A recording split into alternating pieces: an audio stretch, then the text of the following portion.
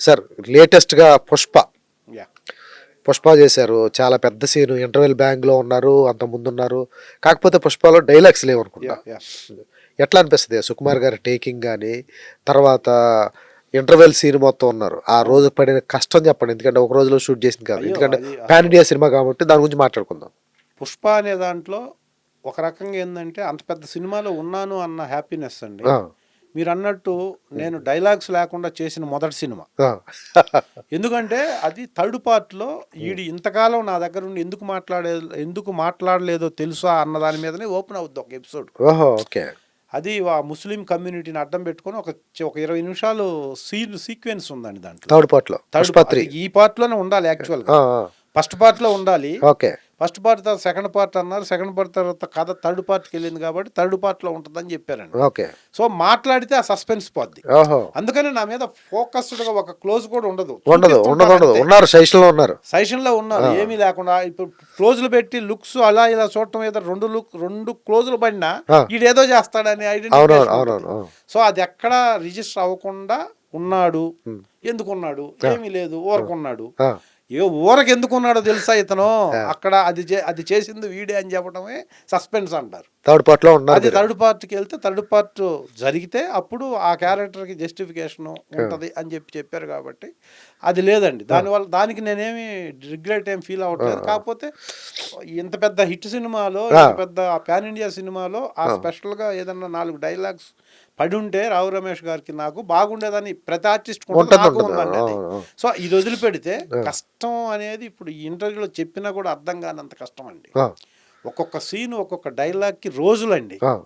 ఆ పర్ఫెక్షన్ కోసం. ఆ! అందుకనే అంత పర్ఫెక్షన్ ఉంది సినిమాలో. ఆ! వందల కోట్ల రూపాయలు ఖర్చు పెట్టి బాగలేదంటే మళ్ళా దాన్ని ఆ! మళ్ళా 7 రోజులు చేసి అంతంత జనాభాతో ఆ! అసలు టేకింగ్ వైజు ఆయన హీరో గారి పేషెన్సీకి ఆ! మన సుకుమార్ గారి ఆ వర్క్ స్టైల్‌కి, ఆ! ఆ డెడికేషన్‌కి, ఆ సిన్సియారిటీకి 1000 సార్లు చేతులెత్తి దండం పెట్టాలండి. అంత ఎన్ని పేషెన్స్. రోజులు తీశారండి ఇంటర్వెల్ బ్యాంగు? ఆ! దాదాపు 23 రోజులు, 24 రోజులు చేశారండి. జాతర గాని, ఆ! మీకు ఏ సీన్ చూసినా కూడా ఆ! 20 డేస్, 15 డేస్ పైనేనండి. ఓకే. అంతమంది జనాభాని హ్మ్. క్యారవాన్‌లు, కార్లు పెట్టుకునే ప్లేస్ ఉండేది కాదండి. యాక్టింగ్ చేసే ఒక లొకేషన్ పెడితే, ఆ! ఆ! ఆ లొకేషన్‌లో క్యారవాన్‌లకి ఆర్టిస్టులు కార్లు పెట్టుకునేదానికి పెద్ద ప్లేస్‌ని ఎతకాల్సొచ్చేది ఓకే. పార్కింగ్‌కి. ఆ! అంత రిస్కు ఉండేది. అందుకని ఆ! ఎక్కువ రామోజీ ఫిల్మ్ సిటీలోనే చేశారండి. ఆ! లేకపోతే ఔట్‌కట్స్, ఆ! ప్రగతి రిసార్ట్స్ అని బయట కదా అసలు ఎక్కువ జరిగింది. అవునండి. అవును. కేరళ, అవును. కర్ణాటక, ఆ! ఆహ్, మన రంపచోడవరం ఆ! దగ్గర ఎట్లా ఉంటది సార్? సుకుమార్ గారి వర్కింగ్ స్టైల్ ఎలా ఉండేది? అసలు అద్భుతం అండి అది. ఆ! అద్భుతం. అంటే హాలీవుడ్ సినిమాలు మనం చూడలేదు. ఆ! ఎలా షూటింగ్ చేస్తారనేది ఇదే ఒక మినీ హాలీవుడ్ ఓకే. స్టైల్ అండి. ఆ! ప్రాసెసింగు, రిహార్సల్స్‌కి అందరిని పెట్టి వందల మంది ఆర్టిస్ట్‌ని పెట్టి రిహార్సల్ చేయాలంటే మామూలు విషయం కాదు. ఎంత ఎక్స్‌పెన్సివ్ అండి అవునండి. ఫస్టు. అవును. అది ఎంతైనా అయిన తర్వాత చూసుకోవటమే. పోతా ఉండేదండి ఆ! అది. ఆ! రోజులు, డే అండ్ నైట్‌లు. ఆ! ఒక టైం లేదు. అసలు అంత పేషెన్సే అండి. ముందు ఆ పేషెన్స్‌కే హ్యాట్స్ ఆఫ్ అండి. ఆ!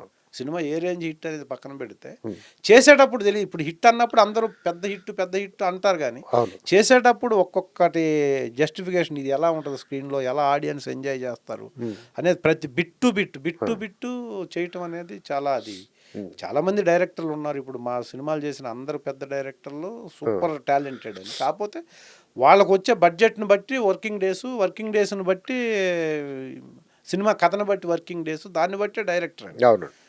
తెలుగులో అద్భుతమైన డైరెక్టర్లు. ప్రతి సినిమా పాన్ ఇండియాని టచ్ చేస్తుంది. అవును. ఈరోజు అసలు ఇండియా మొత్తంలో తెలుగు ఇండస్ట్రీ ఈ పొజిషన్‌లో ఉందంటే డైరెక్టర్సే కదండి. బికాజ్ ఆఫ్ సార్ ప్రొడ్యూసర్లు, డైరెక్టర్లు.